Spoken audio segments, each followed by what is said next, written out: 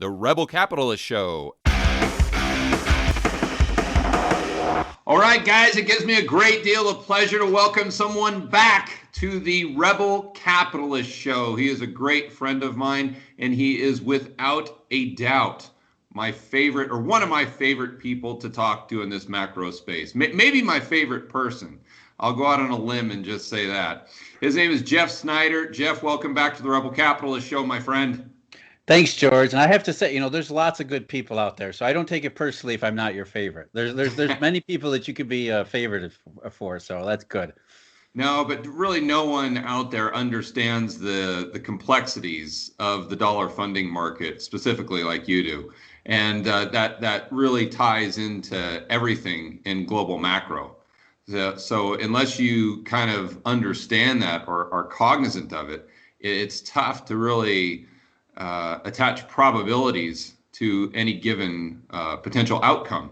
And so on that note, what I wanted to dive into today, and I think I'm going to get there in a really roundabout way and hopefully answer a lot of my own questions, but is to try to determine if Bitcoin is a panacea. And when I say Bitcoin, I'm talking about Bitcoin, blockchain, distributed ledger technology. Is it a panacea? If so, why? And if not, why? And to do so, I wanted to start by going back to a story that you went over with Emil the other day about Solomon Brothers. Yeah. And because in my mind, it kind of starts there, because that's where this whole thing takes off with the Eurodollar market and trying to get this collateral as an arbitrage play to make a spread on who knows what it is, a swap or some sort of derivative, and the derivative market takes over. And then that takes us to 2008. And that's when we start answering the question, is it possible for this new crypto technology to maybe solve that, and then, kind of get into the weeds there? Yeah, there's a lot you just went over, and I think that's probably a good place to start. The Salmon Brothers story to me was a profound one when I first heard it, because it said, hey, it's not that, that's when things started to change. That's when things had already changed to the point the entire character of the monetary system was completely radically different than anything you've ever been taught in, the history books or the economics textbooks, for sure.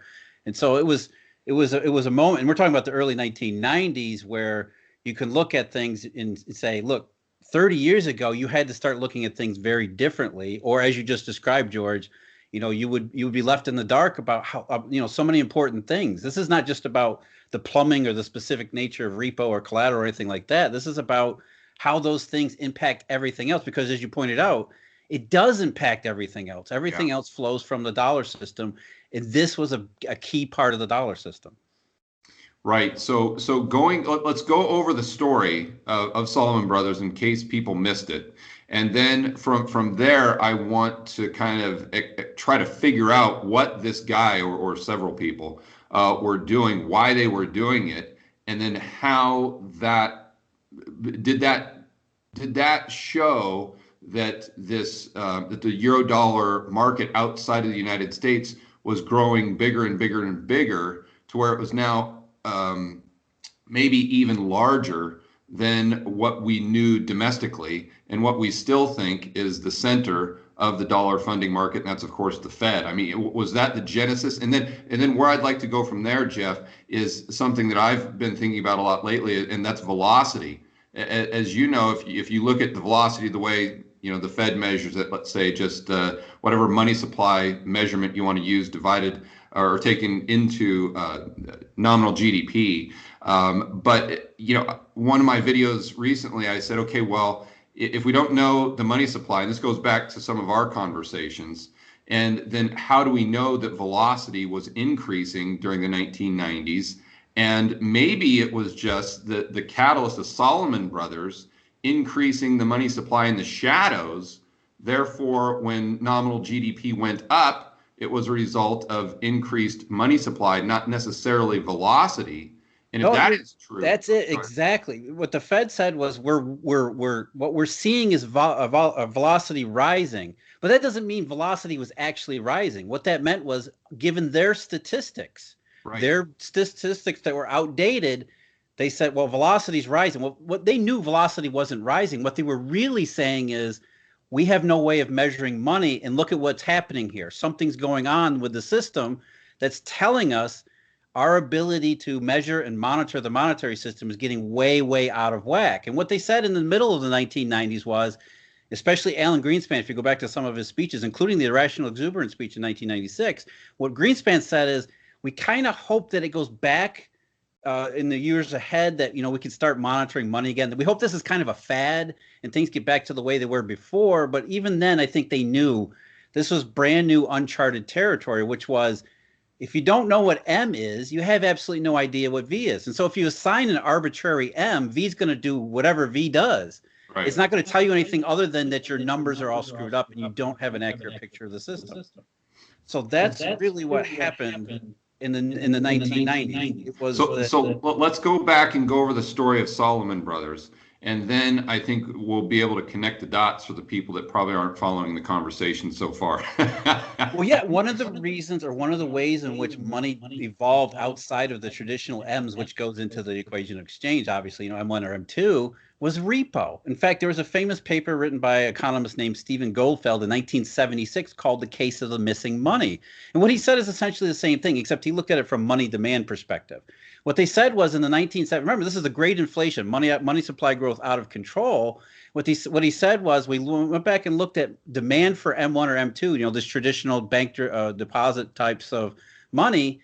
When he went back and looked at it, we kept undershooting. There should have been more demand for these M1, M2 types of money, when obviously there was more demand for money someplace else. And what that said was, just as we're just talking about, is that the M1 and M2 statistics, the traditional definitions of money, were not meeting what the financial and monetary system were doing. In other words, the banking system itself had created all new forms of financial innovation, which acted the part of money outside of what central bankers were aware of. And so they had no idea this monetary evolution was going on.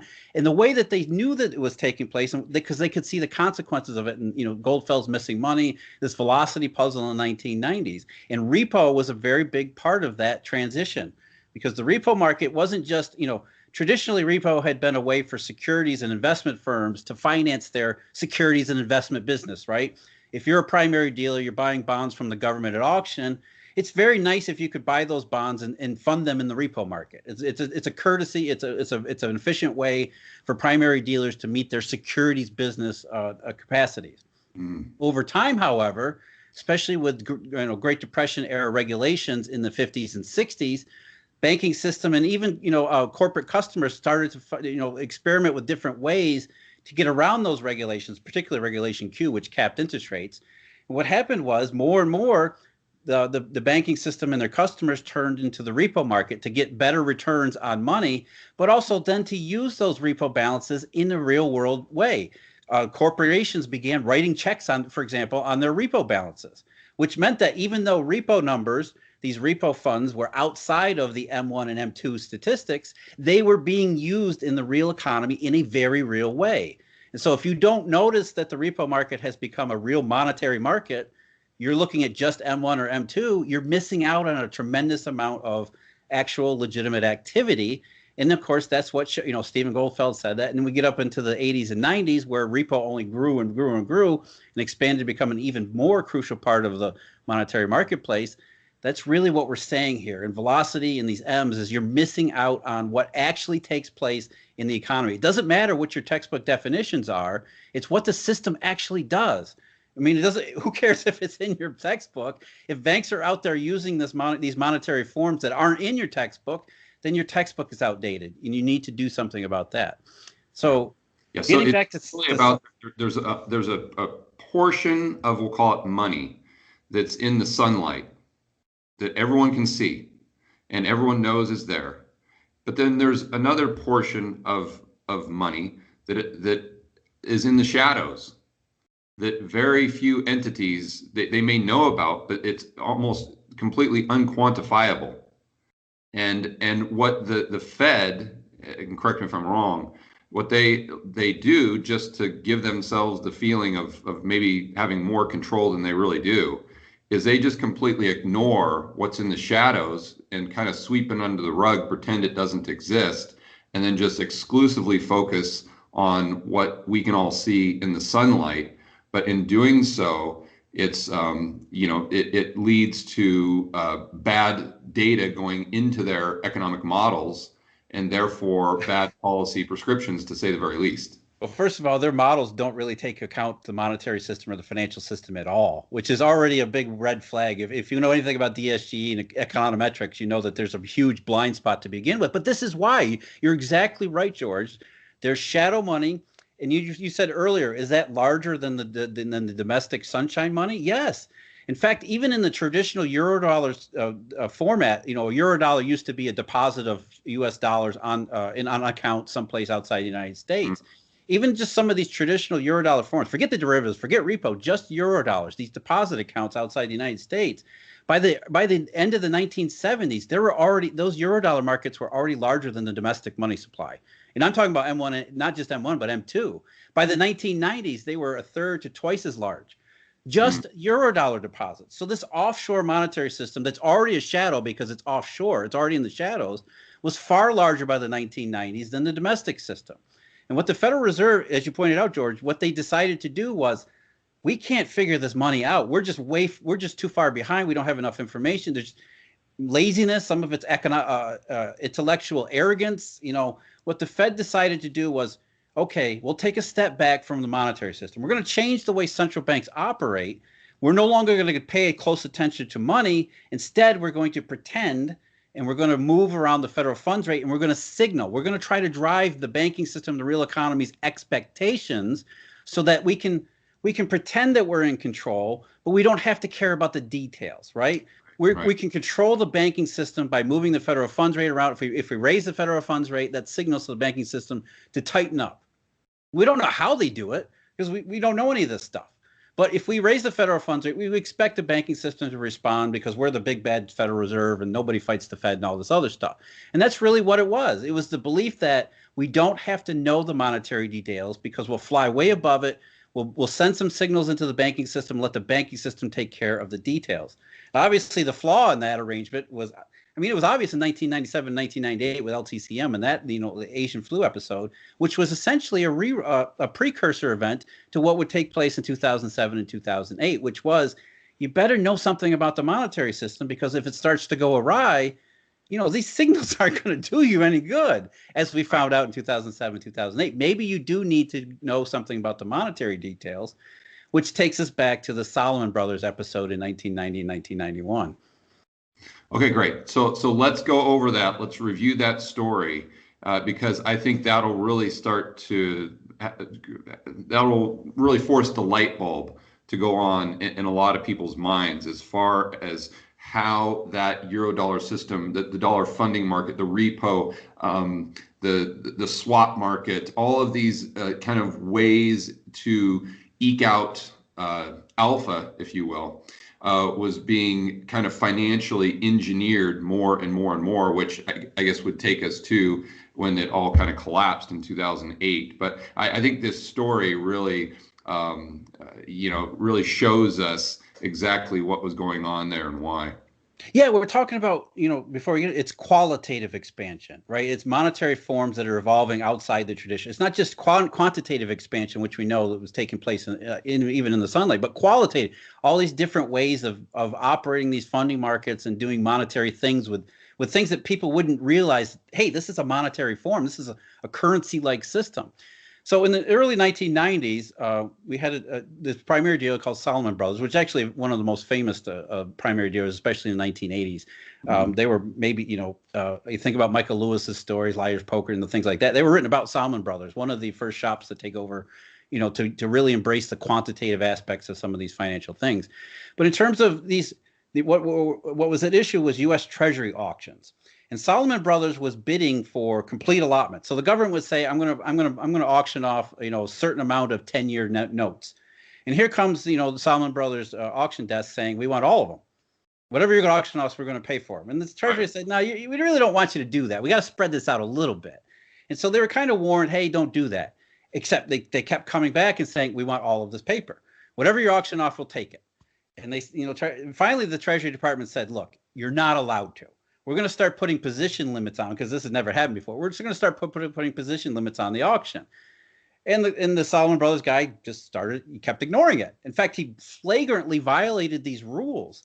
And it was kind of like, why would he do that? And this wasn't a small thing, because after a while, he really pissed off the people in the Treasury Department. Not only did they name the rule after this guy, his name was Paul Mosier.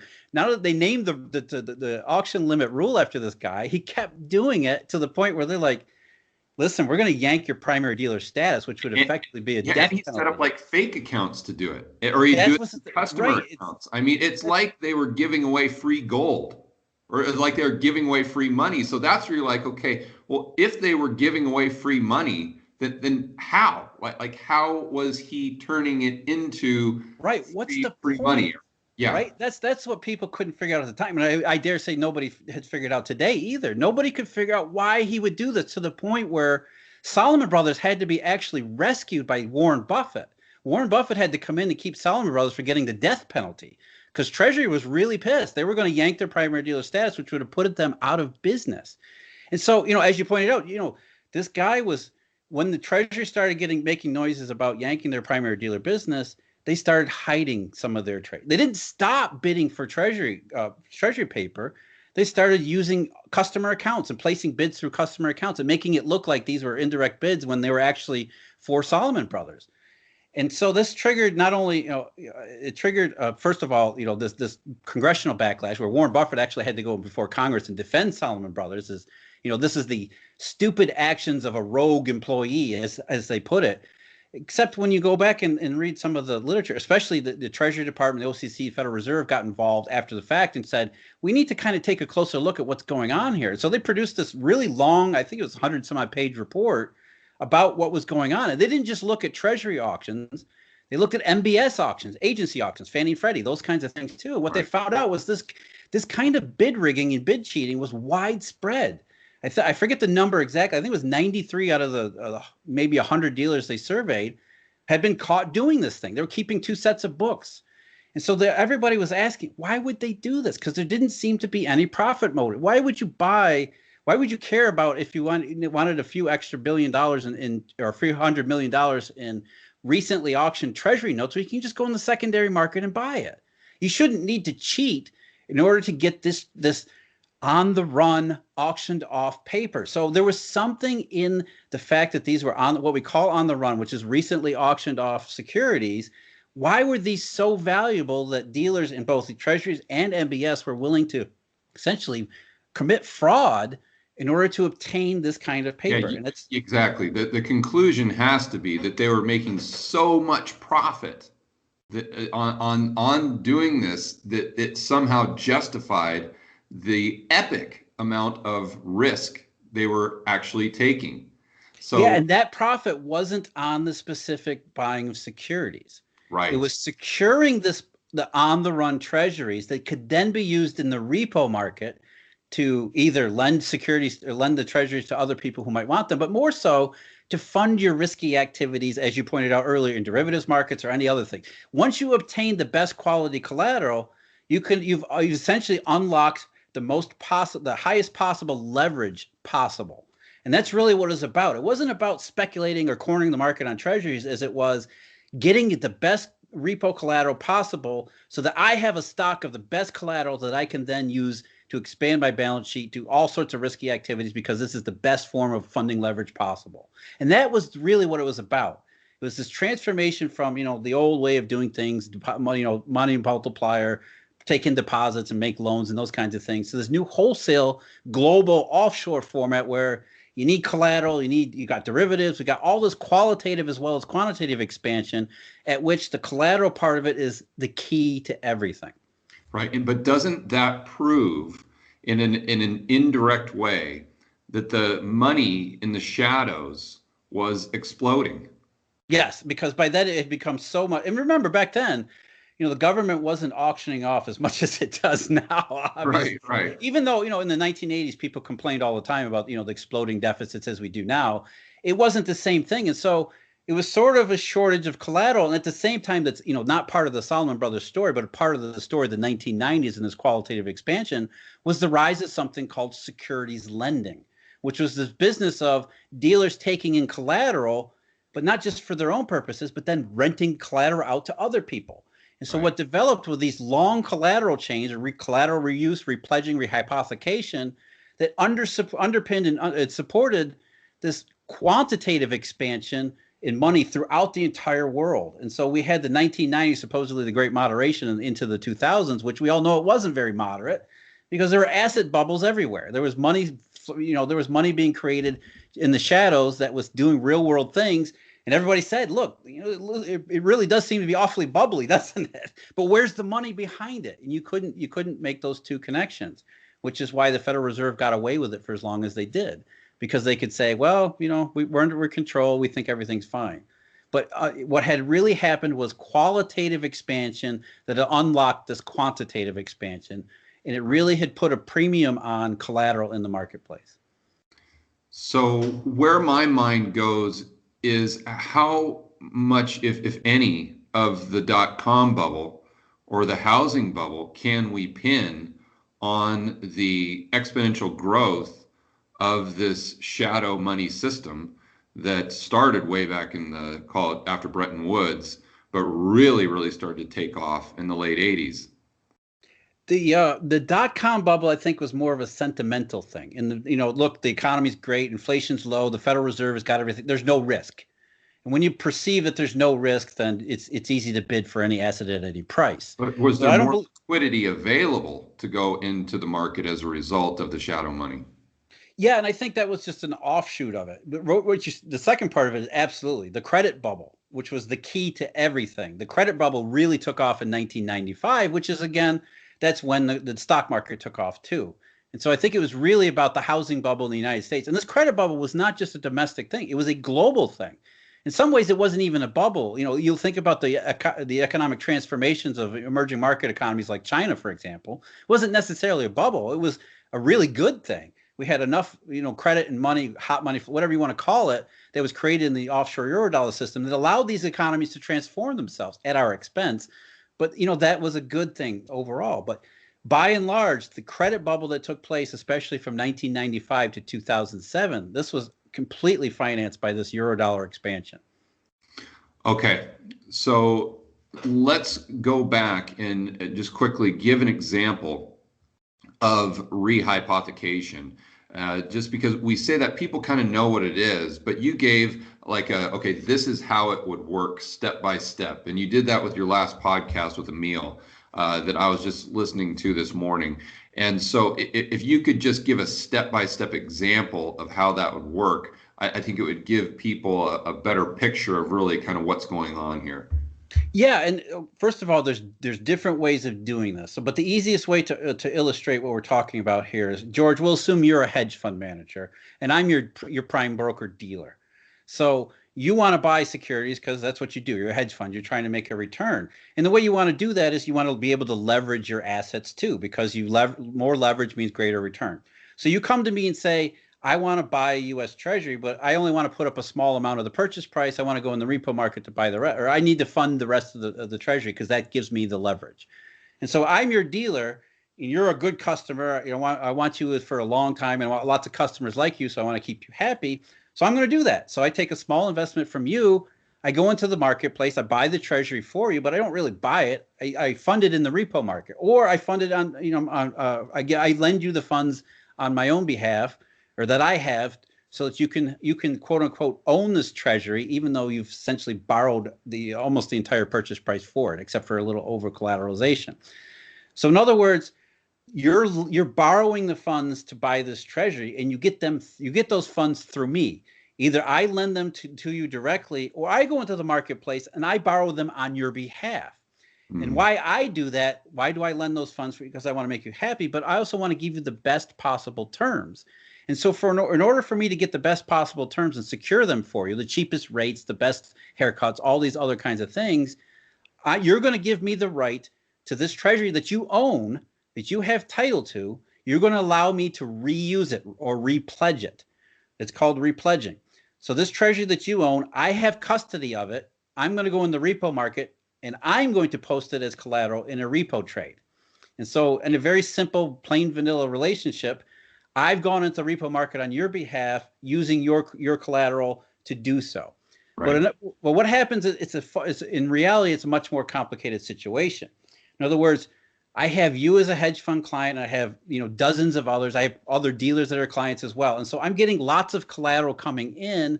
And so it's not it's not essentially a one-to-one where I'm not using your collateral in the repo to fund your trade.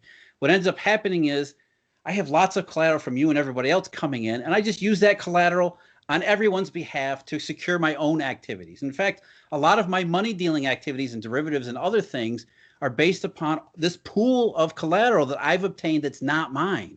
I don't own this collateral. It's given to me with specific rights to reuse it. And the way I reuse it is I repledge it into either the repo market, derivatives, whatever needs collateral. I now have a pool of available collateral in my custody that I can use for my own activities because it benefits my customers. That's the rationality here. Because the more I can do, the cheaper I can do, the better things that I can do, I can pass along those things to my customers, which they know that, which is why they allow this stuff to happen. Because if you're a hedge fund speculating whatever instrument and your broker dealer gives you the best possible terms and he says, oh, by the way, I got to reuse your collateral. Hey, go ahead, knock yourself out. That's awesome. And so that's really what a prime broker dealer's business is in large part dependent upon, this collateral that it doesn't own that gets reused and repledged.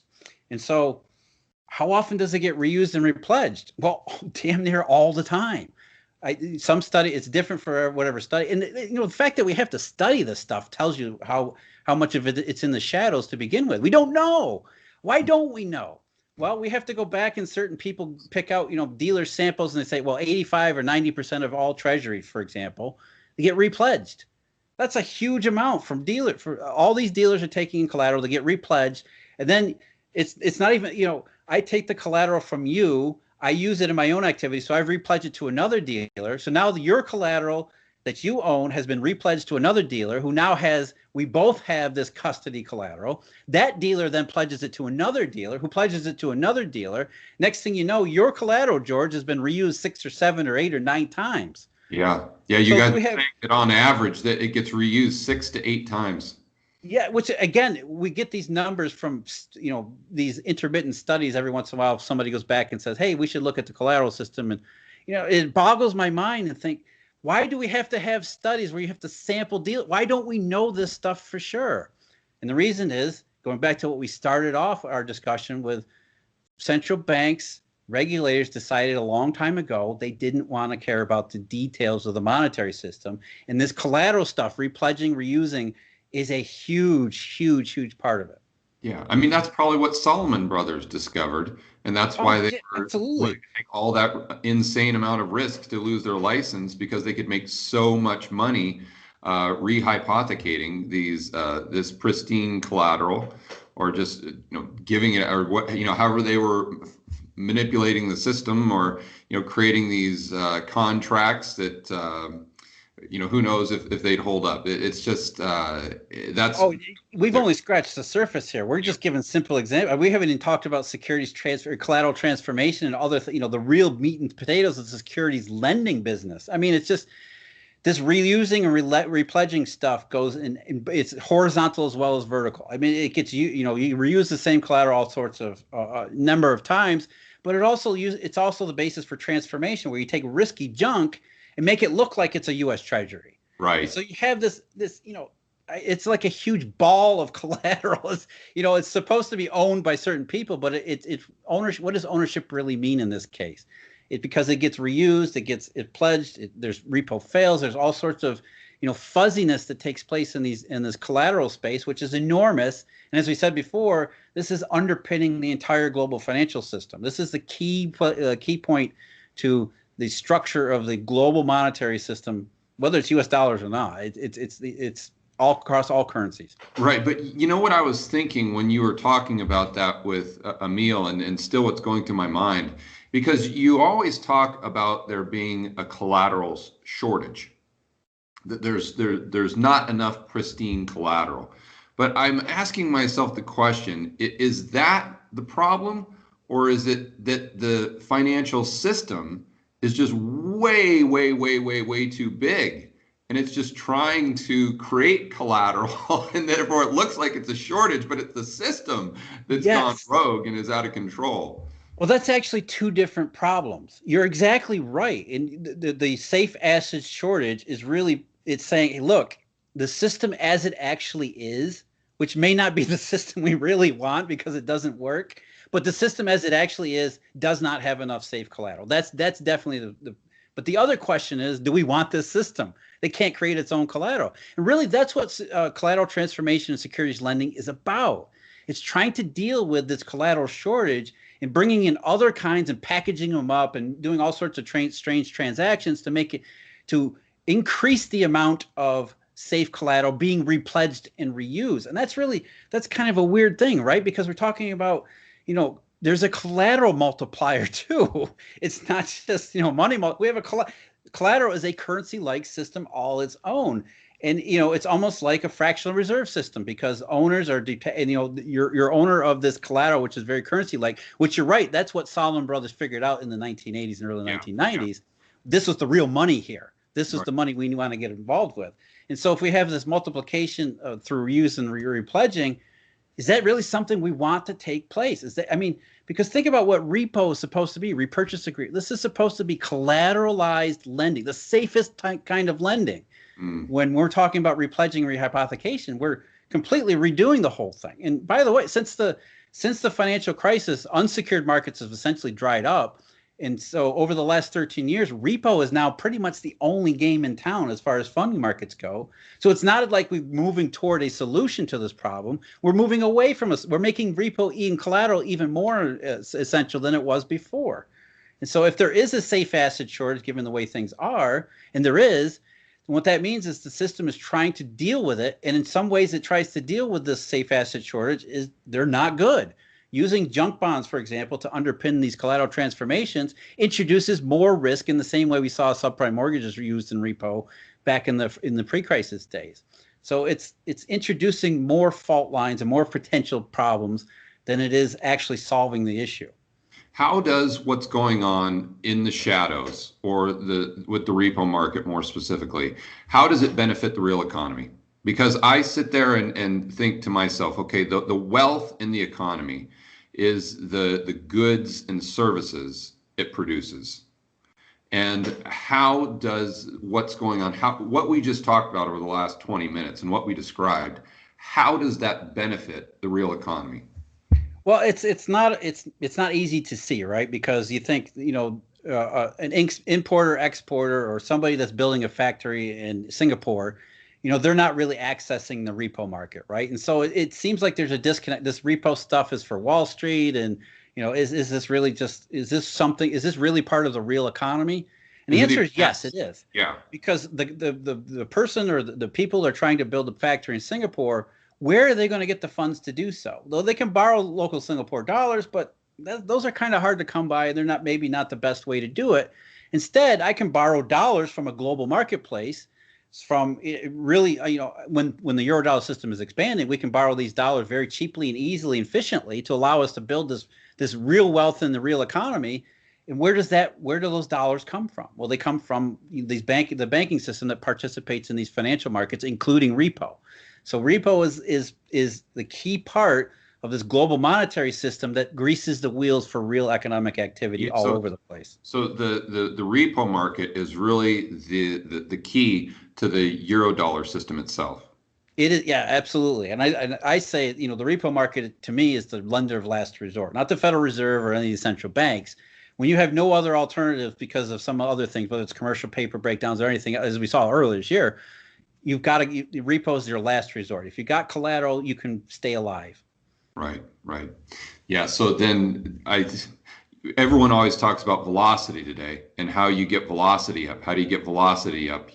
That's what let's say the government needs to create inflation. And it goes back to what we're saying here. When you can't measure the money in the shadows, then you have nothing to divide into nominal GDP to figure out what what that velocity is. And going back to that video, Jeff, we look at M2 money supply just going completely parabolic, but we don't know if the money in the shadows is going down at a faster rate than what we can see with M2 is going straight up. Yeah, I think we have a good idea though, right? Because the markets tell us, right? That's why, in the absence of statistics or data about the quantity of this shadow money, we're left with trying to decide, okay, there are participants in the shadow money system, even though they don't, they don't know particularly the particulars of the system they operate in.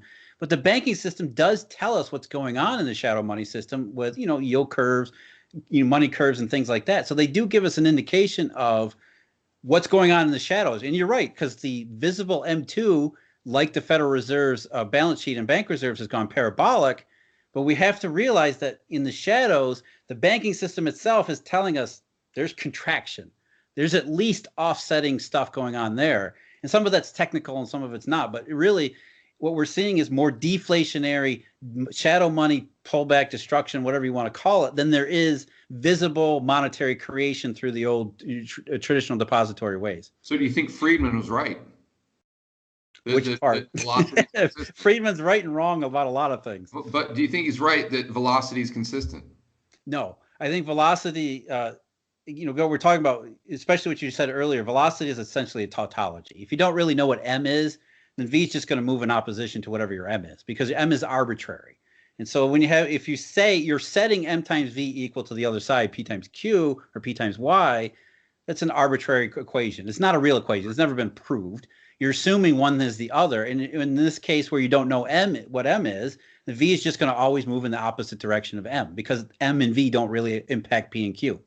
So velocity as a measure, to me, it's completely meaningless. And again, that gets back to the discussion in the 1990s, which even this, Greenspan's Fed knew that velocity was a meaningless concept. What they were saying was it's telling us what we already know, which is we don't know money. But is velocity a real function, regardless of whether or not we can actually measure it? Yeah, I mean if I have $1 and I give it to you and you give it to somebody else, there is a real velocity. But the question we have to ask is, in this situation we have now, what is velocity as a real concept in time when we're talking about a global monetary system, collateral, repo, and all these other things? What are we really talking about when we talk about velocity? And I think it's really about risk-taking behavior versus risk aversion, right? Because if we have a bank-centered monetary system, if the banks are willing to take risks, they expand their balance sheets, they expand the money supply, which also expands not just the supply of shadow money, but also the redistribution of it, which is a key part of this too. It's not just supply, but also I think what we're talking about is velocity is redistribution, moving money to all parts of the world that need these monetary forms. Mm-hmm. And so it's risk-taking versus risk aversion. And what the banking system has told us for the last 13 years is they're more risk-averse than they are anywhere close to risk-taking. And it doesn't matter what central banks do, including Europe or Japan, where they do negative interest rates, which essentially tries to penalize liquidity and holding liquidity. In other words, I'm going to penalize you unless you do something in the real economy. Banks are saying, we're going to pay the penalty. We're not taking risk. We're risk averse. And I think that goes back to the concept of velocity, because again, a bank-centered system depends upon banks taking risks to create balance sheet space and then redistribute all these monetary forms across the world. Or maybe they're just not taking the risks we want them to take, if our objective is increasing productivity in the real economy.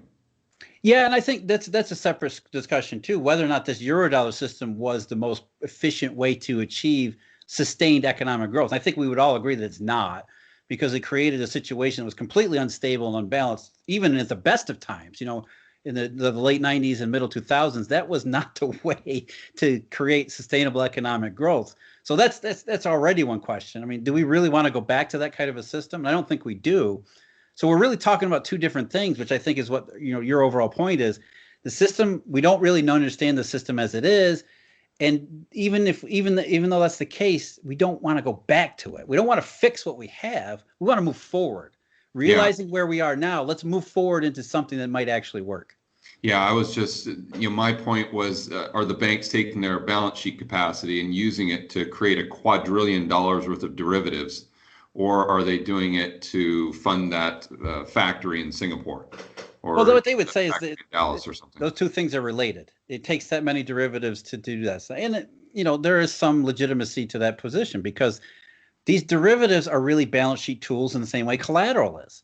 And so, derivatives, you don't want to get focused on the gross notionals and these huge totals, half a quadrillion in derivatives and things like that. What they're really saying is this is a really complicated shadow money system. And so you in some ways you have sympathy for central bankers, a little bit of sympathy for central bankers because defining money is, if we're talking about these hundreds of trillions in derivatives and collateral and all this fuzzy stuff, I mean, it's really a difficult topic, but that's their job. That's why you don't have so much sympathy for it. But the banking system would say we have these derivatives so that we can manage our balance sheets and do all of these things that the global economy needs us.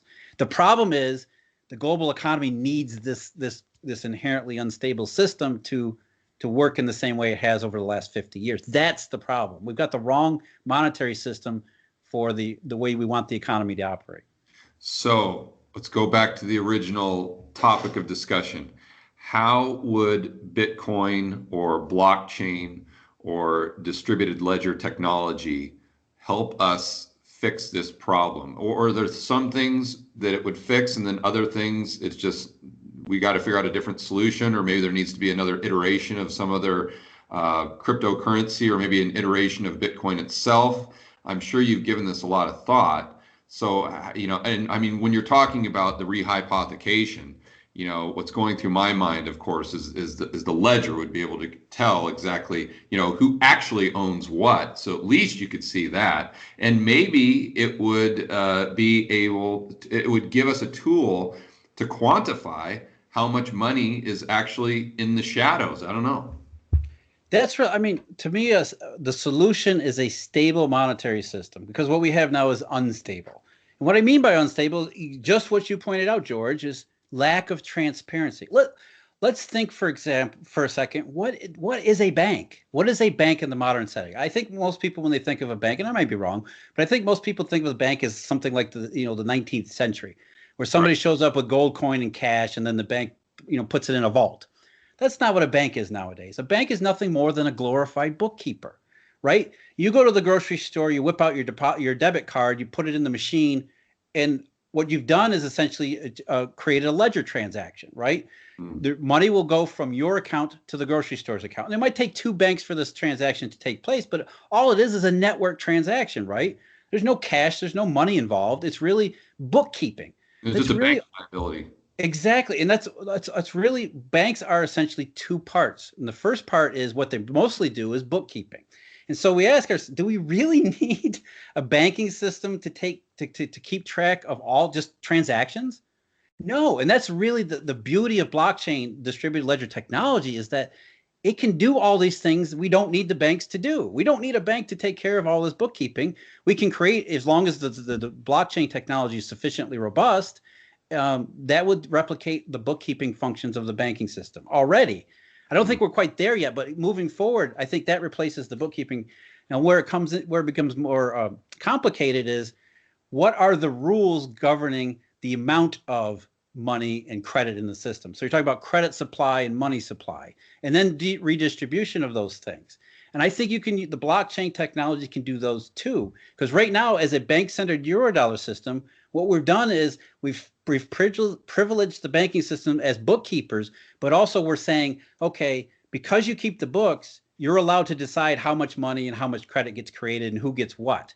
And again, I think you can replicate those functions in a blockchain digital currency system where we don't need a banking system to tell us who owes what and how much additional supply or how much credit it gets created and redistributed throughout the system. I think the blockchain can take care of it. I mean, it's not, I'm making it sound much simpler and straightforward than it would actually be. I mean, it's going to take some really high-powered thought and some very elegant solutions to accomplish it. But I think if you're looking far enough forward, blockchain and distributed ledger systems can replicate the functions of the banking system. I think we want them to, because we don't want a bank-centered system. We want a monetary system that is transparent and stable so that we can concentrate on the real economy. That's where the opportunity is. It's not in playing these funny games with the treasury auctions and trying to obtain illicit repo collateral.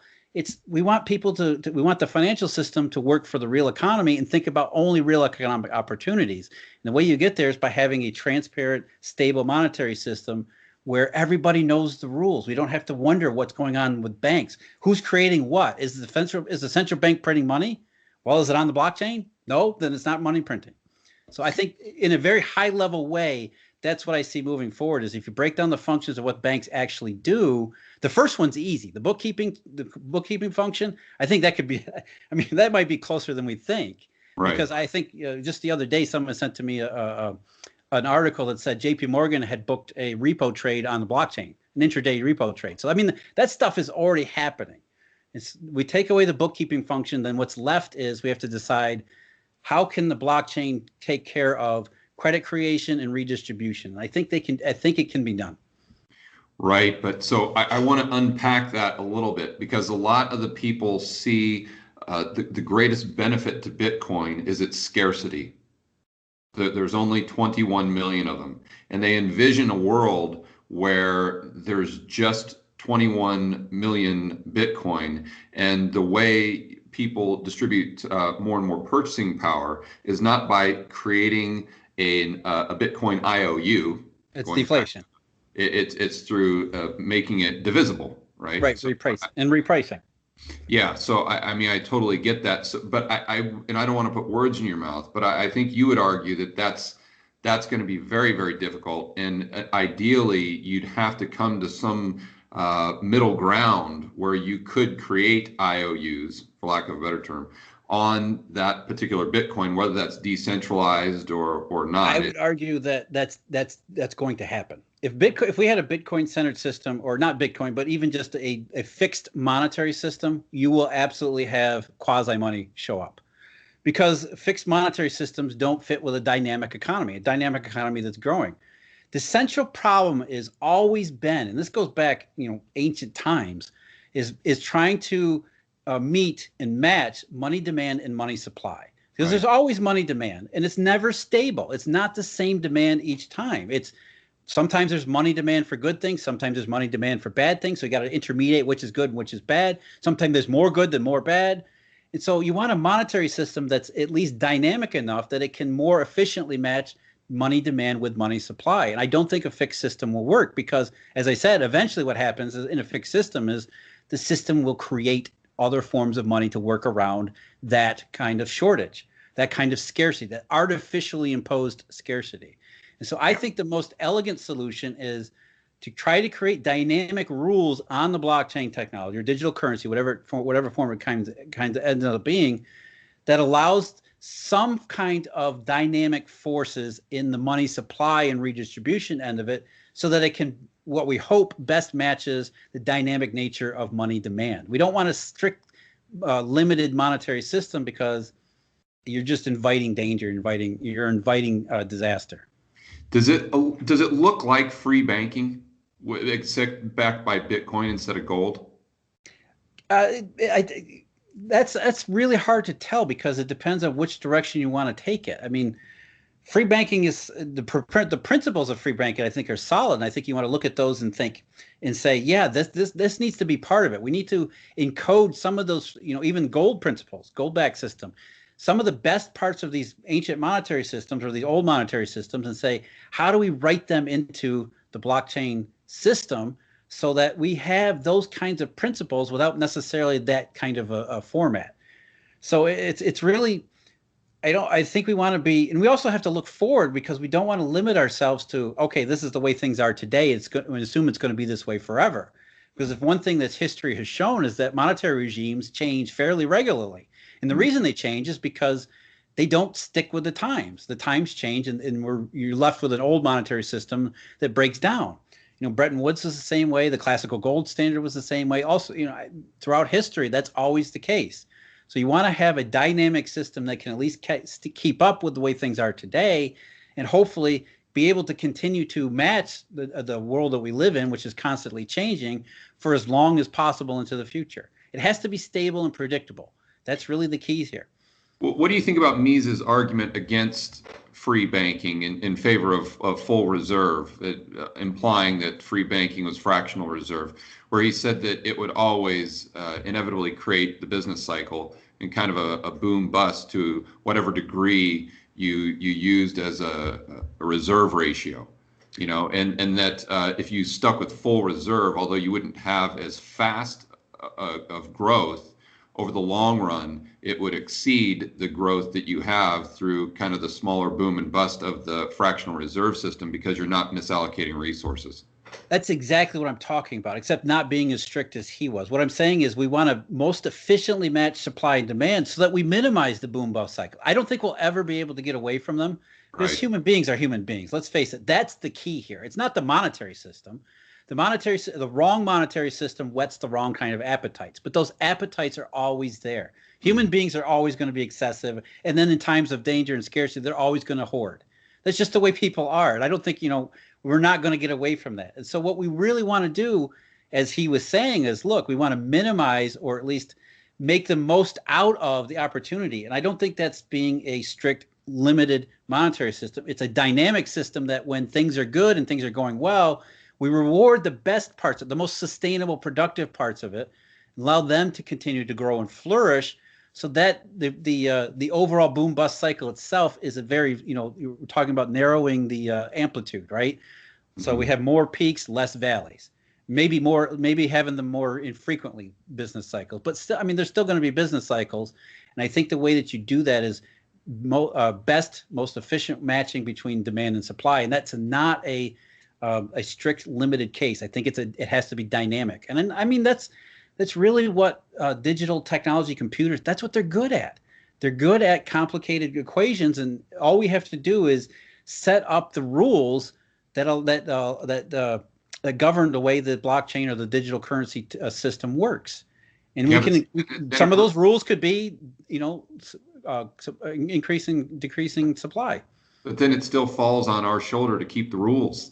You see, one thing that I said the other day in that video, and I said this to Raul, we were talking about this. I said that let's just assume that gold and or Bitcoin is perfect money, but you've got perfect money that is owned by imperfect creatures in an imperfect world. Therefore, how can we expect perfect money to behave perfectly? We don't. We understand that people are inherently. What we're doing is we're trying to narrow the errors. Right. The Eurodollar system we have now, when it first started out, those errors were pretty small, and they got bigger and bigger and bigger over time to the point where they made a huge problem. And so what we're doing is we're trying to create a system where the errors it's dynamic enough that it can move around and be flexible, but hopefully with the rules. Look, like Bitcoin. Once you put in the Genesis block, that's the rules. The rules are the rules. You can't change them once. That's the whole point of blockchain. Once you put the rules down in the Genesis block, it doesn't change. The question is whether or not you allow somebody to move outside the rules, and that's something that's always going to be a problem, and that's something that always to be considered. And so again, like I said before, I'm making it sound much easier than it actually would be. This would be an incredibly, incredibly difficult challenge.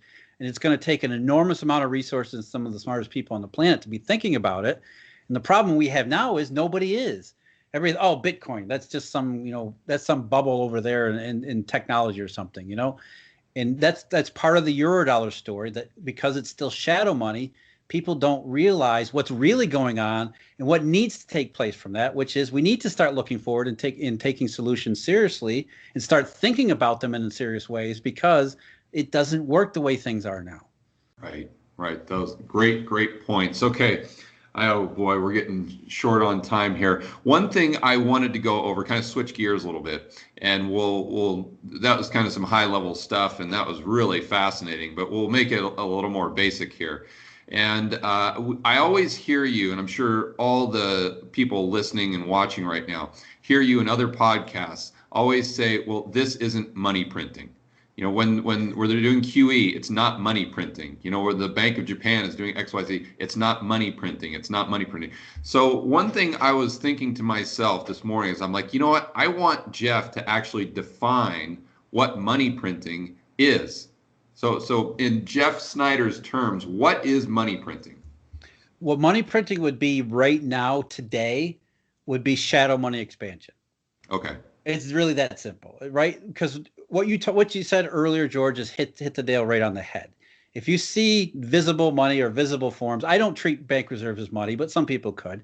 Bank reserves to me are not money; they're nothing more than tokens or clearinghouse certificates. Anyway, but even if we treated bank reserves, what the Fed does as money, they go up. It's what you don't see going down that offsets it, and more than offsets it, really. And we do have some statistics for shadow money too, things like commercial paper, repo, Fed funds markets, and things like that. And we do line them up. Even if you treated the Federal Reserve's bank reserves as money, the amount of money the amount of balances that have come out of those things more than makes up for what the Fed has tried to add back to the system, even if Fed bank reserves are money. So money supply growth is essentially shadow money expansion, which is bank balance sheet expansion. And again, that doesn't happen until the banks decide, hey, we want to take risks again. And there's just absolutely no sign they want to take risks. And this year, more than most of the past 10, 12 years, right? It hasn't changed this year. In fact, anything, it's gotten worse. Yeah, you know what I try to do, and tell me why I'm right or wrong here, is I just try to get fixated on the deposits in the commercial banking system or the commercial bank liabilities, because the reason you're trying to figure out if money supply is growing or if there's money printing, for most people, it's just to see if consumer prices are going to go up, right? They want to figure out consumer price inflation. So maybe I'm oversimplifying it, but in my mind, if I can just focus on the deposits or the liabilities in the commercial banking system, because at the end of the day, that is what's chasing those goods and services. Am I oversimplifying it?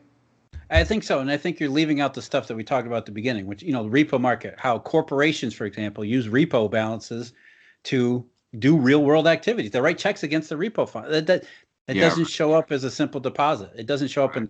So I think if you look at the banking system more broadly, instead of focusing just on deposits, look at their entire balance sheet construction, right? Because in a lot of ways, line between credit and money is blurred too. So if you look at a bank overall and say, okay, it has some of this and some of that and some of this, how is the overall bank balance sheet being constructed internally? Is it expanding? Is it doing different things? Is it holding more liquid stuff, less liquid stuff? What does its liability structure look like? I think if you look at it more holistically, then you get a better picture of what the banking system is doing, which gives us a proxy or at least a somewhat of a window into the shadow money stuff. Right. Okay. So then another thought experiment I was trying to walk through is just the government sending everyone, let's say, $10 million, right? And so that obviously increases those deposits that we were talking about. Maybe it increases them enough to outweigh the destruction that's happening potentially in the shadows. And most people would say, okay, well, that's got to create consumer price inflation.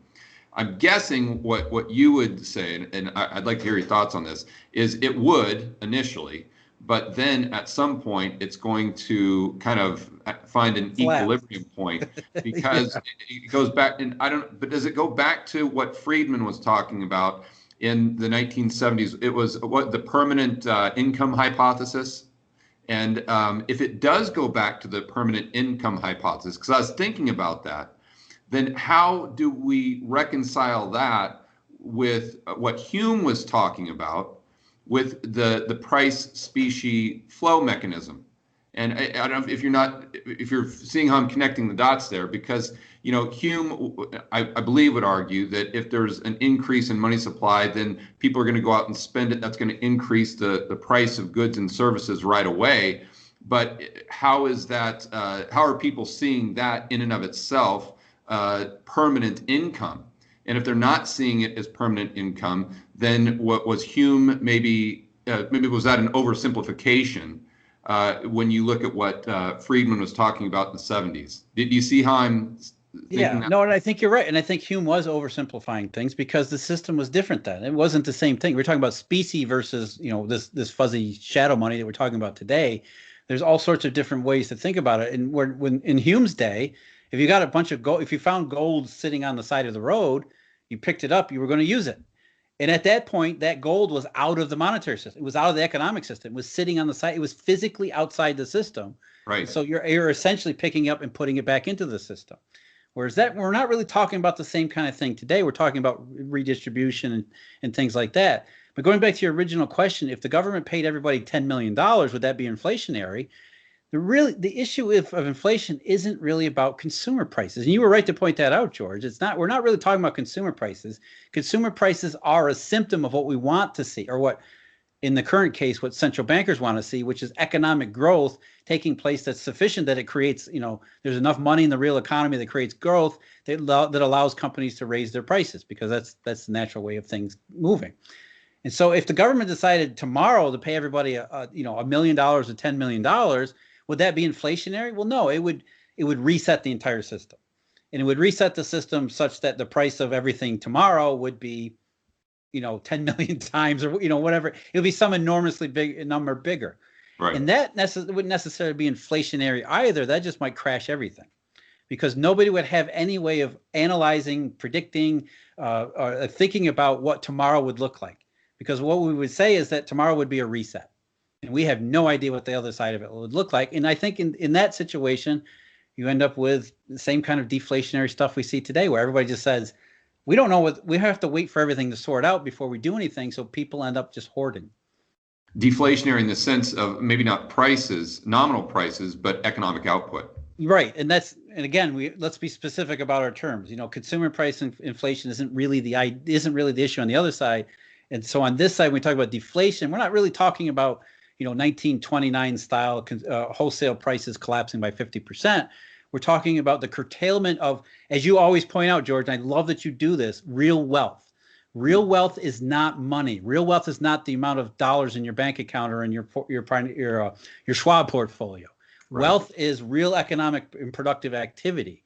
And so if we're talking about deflation and real economic and productive activity, a situation where the government says we're going to pay everybody $10 million, what happens tomorrow? You're a producer.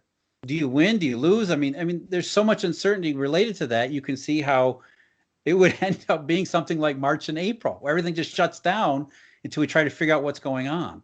Yeah, right. Okay, man, I know I've kept you too long here. One more question I want to ask you, and it's completely off topic, but I've heard Grant talk about it, Grant Williams and Bill Fleckenstein, and I know Bill's been trying to get this question answered for a long, long time. And I tried to think it through on a video, and I came to some conclusions that I thought were pretty accurate. But it's the fact that the BOJ owns 60% of the Japanese debt. And so you've just got the electronic account that's an asset on the balance sheet of the central bank, and then it's just a liability on the balance sheet of the government. And those are really the only two parties involved. So what happens to the yen? What happens to the Japanese economy? What happens if they just wake up one morning and just hit the delete button? Or does anything happen? Do people even know? Why would that even be a realistic option, though? Why would the Japanese government say we want to do something like? Why would we want to introduce that much uncertainty? So I don't think that's a realistic option to begin with. I think, if anything, I think his argument was just to lower their debt to GDP. Why? I think, that's what I mean. You look at MMT, for example. MMT is looking at the Japanese example and saying, see, these numbers about debt levels and GDP level, they don't matter. And they're right. And I think that's, the MMT people have that exactly right. They have it wrong about everything else, but at least that part, debt to GDP doesn't matter in this kind of a situation. And this kind of a situation, as we know, is a monetary system that values what the government prints. So if you want to put it that way, I mean, the Bank of Japan, or the government of Japan, is creating what the banking system wants. It doesn't matter if the Bank of Japan's in there or not. The banking system would buy that paper to begin with. And so the government of Japan, the Bank of Japan, they don't care about that to GDP, because why would they? 30 years later, it hasn't been an issue. The Japanese yen today is a little bit higher than it was 13 years ago, before all this QE stuff began. I mean, there is no, in the way the current world is set up, there is no consequence for these things. And the reason is because they don't work. The Bank of Japan is supposedly printing money and monetizing debt. The government of Japan is spending recklessly, doing all sorts of fiscal stimulus, and it doesn't do anything. And so all that does is reprioritize what the government does in lending and in borrowing funds from the marketplace, because it doesn't work. The economy never grows. That's the key here. If Japan was in any kind of situation where real robust, sustainable economic growth was in any way realistic, then you'd start to see things happen in those marketplaces. But as long as Japan is stuck and it's in deflationary trap where there is no growth, the government can do whatever the hell it wants for as long as it wants. Right. So the conclusion that I came to, and maybe this is kind of what you're saying, is that the consequence, if you will, is not really what would happen to the yen or what would happen to the economy, but the consequences happened in the past. And my point is that the real negative effect was the government spending the money in the first place that got up to 250% debt to GDP because of the misallocation of the resources. And I use the example of a heroin addict that takes out $100,000 in debt to become an addict. Just if you give him a debt jubilee and he's got another $100,000 to buy more heroin, it doesn't solve the problem, because the problem was the spending the money for the heroin in the first place. Right, making a bad situation worse. The Japanese economy got itself into a bad situation, which the government and the central bank came along and made it worse. And the issue isn't them making it worse, it's the fact that they're in a bad situation and they can't get out of it. And I think that's what the MMT people miss too. They're thinking that, we can take the Japanese model and reallocate, especially the labor market, in a optimal way that will create economic growth, when really all they're doing is recreating what Japan has already done. And you're absolutely right. Once Japan got into that situation, that was the important point. They got in that situation. Right. And the lesson for everybody else is don't get in that situation. It's what I say about the zero lower bound. The zero lower bound isn't a trap. It only becomes a trap if your idiot central bankers allow you to get to the zero lower bound. Once you get there, that's that's done. That's the problem. Don't get to the zero lower bound, and you're fine. All right. So, but let me hold you to it, though. What do you think would happen, just as a thought experiment, if they hit the delete button on the 60% of the Japanese government debt? Well, again, I'll say I don't think that's even an option. But assuming that they did do that, I don't think much would happen at all, because again, it's just you'd have numbers go down in the Bank of Japan on their balance sheet. You'd have numbers go down in the banking system, which is just useless numbers. I mean, I'm sure the government could figure out a way that we don't call that losses. We'll just offset it somehow. I mean, that's what the Japanese have been doing since the early 1990s, and papering over the banking system's losses for all this time. So it's really just renumbering everything. Yeah, that's what I thought. All right, Jeff, thank you so much for the conversation. I know this was pretty much a selfish Skype call, and that I just wanted to get some of my own questions answered that I had in my head for so long. So I really appreciate you hanging out, and I appreciate your time. But for everyone that wants to find out more about what you do, and one of my favorite podcasts, that's Making Sense, that you do with our good buddy Emil Kalinowski, where can they check that out? I know I've been listening to it on iTunes, but I know you guys have a YouTube channel as well. Yeah, Alhambra Investments, our YouTube channel there. It's up every week, the podcast. AlhambraPartners.com. If you don't catch the subscription, if you don't subscribe to those, you can everything gets posted on our blog at Alhambra Partners. So many different podcast channels. I know we're on iTunes and Google and some of the other ones, Apple, and so it's out there. All right, buddy. Thanks again for your time. Can't wait to do it again soon. All right. Always a pleasure, George. Thanks.